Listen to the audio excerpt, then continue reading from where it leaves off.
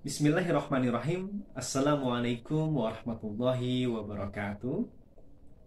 Pada kesempatan kali ini kita akan coba untuk mengulas materi tentang hubungan antara negara, gereja, dan masyarakat dengan Renaissance dan juga Reformasi Protestan.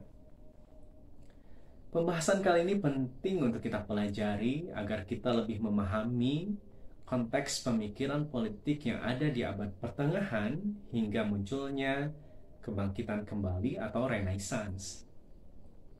Sebagaimana pada pembahasan sebelumnya, dalam pembahasan perkembangan teori politik klasik dan juga modern, kita telah memahami berbagai fase perkembangan teori politik.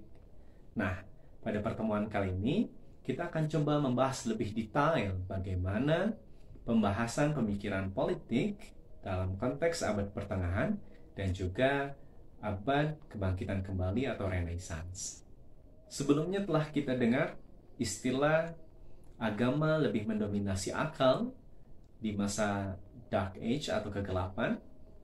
Hal ini dikarenakan adanya dominasi gereja dalam kehidupan bermasyarakat saat itu. Masyarakat saat itu berorientasi untuk mewujudkan bagaimana kehidupan sosialnya atau kehidupan politiknya sesuai dengan ajaran yang ditentukan oleh agama.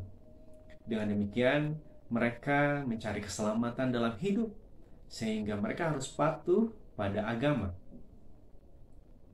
Lembaga yang saat itu mengurusi otoritas agama adalah gereja. Maka dari itu, masyarakat harus patuh terhadap ketentuan-ketentuan gereja. Pemikiran yang berkembang saat itu adalah pemikiran yang berlandaskan pada agama dan menjadikan agama sebagai alat pembenaran. Hal ini merupakan ciri khas dari filsafat skolastik. Dengan demikian, berbagai paham yang bertentangan dengan ajaran teologi ini akan dilarang keras, termasuk perkembangan pemikiran-pemikiran lainnya. Oleh karena itu, karena terjadi degradasi pemikiran serta stagnasi perkembangan pemikiran, maka fase ini dikatakan sebagai fase kegelapan. Selain itu, fase ini pun disertai dengan berbagai konflik politik, krisis ekonomi, dan juga penyebaran wabah penyakit. Kemudian, berdasarkan fenomena tersebut, muncullah gerakan untuk mewujudkan kembali nilai-nilai etika, estetika, dan juga kebangkitan ilmu pengetahuan sebagaimana yang telah ada pada masa peradaban Yunani dan juga peradaban Romawi. Akhirnya muncullah fase Renaissance atau terlahir kembali atau kebangkitan kembali.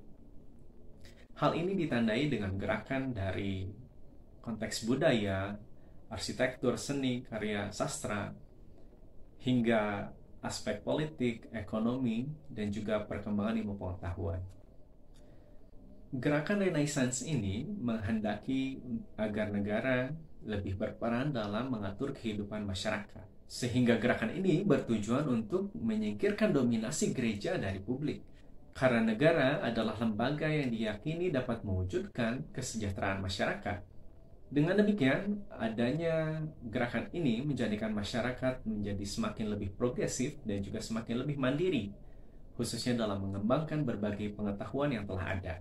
Ini pun terjadi dalam reformasi gereja dan muncullah gerakan Protestan atau reformasi Protestan. Hal ini didasari dengan sikap kritis terhadap gereja, sehingga mereka bersikukuh untuk melepaskan diri dari kepemimpinan paus saat itu.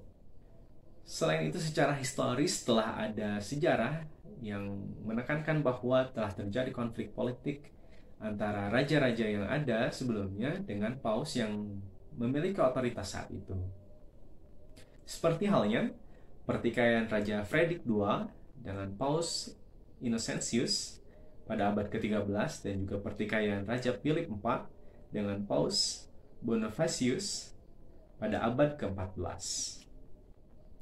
Kemudian di fase ini, pada masa reformasi Protestan, muncullah gagasan untuk mewujudkan kembali nilai-nilai atau ajaran yang sesuai dengan kaidah yang diajarkan oleh Nabi Isa.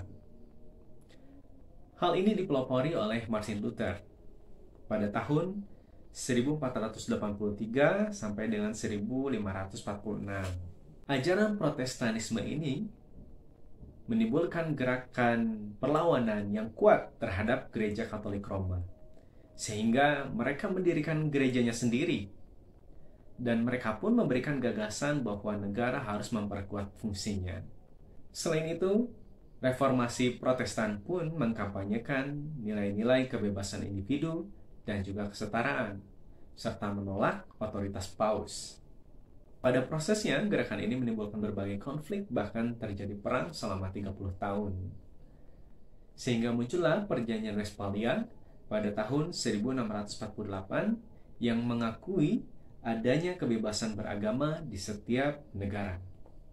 Baik teman-teman, berdasarkan penjelasan ini, dapat diketahui bahwa pada masa abad pertengahan, hubungan antara negara, gereja, dan masyarakat itu lebih didominasi oleh gereja karena dia memiliki otoritas tertinggi, dan kemudian masyarakat sangat patuh terhadap ketetapan-ketetapan gereja. Begitupun juga negara yang harus mendukung segala ketetapan yang dilakukan oleh gereja. Kemudian pada masa Renaissance, masyarakat saat itu lebih mendukung adanya penguatan peran terhadap negara, sehingga gereja saat itu diposisikan sebagai sarana untuk peribadatan individu saja, ya. Dan kemudian masyarakat saat itu lebih terbuka pemikirannya dan juga mengkampanyekan nilai-nilai kebebasan individu dan juga kesetaraan, serta menghendaki adanya kebebasan dari dominasi gereja dalam kehidupan bermasyarakat. Baik, demikian yang bisa disampaikan. Terima kasih atas perhatiannya. Billahi taufiq wal hidayah. Wassalamualaikum warahmatullahi wabarakatuh.